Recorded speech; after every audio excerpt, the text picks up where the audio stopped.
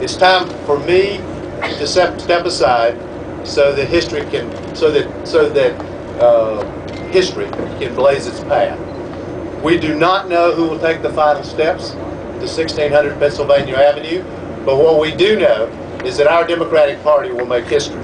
We will be strong, we will be unified, and with our convictions and a little backbone, we will take back the White House in November, and we'll create hope and opportunity for this country.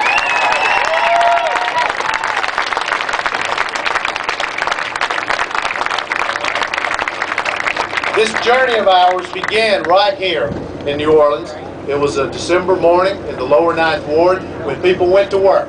Not just me, but lots of others went to work with shovels and hammers to help restore a house that had been destroyed by the storm. We joined together in a city that had been abandoned by our government and had been forgotten, but not by us.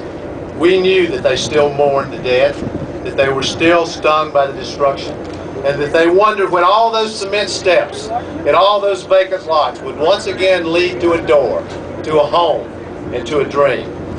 We came here to the lower 9th Ward to rebuild, and we're going to rebuild today and work today, and we will continue to come back.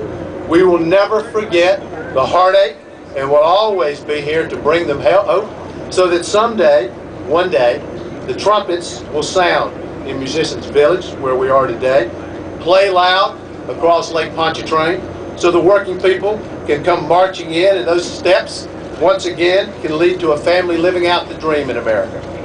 We sat with poultry workers in Mississippi, janitors in Florida, nurses in California. We listened as child after child told us about their worry about whether we would preserve the planet. We listened to worker after worker say that the economy is tearing my family apart.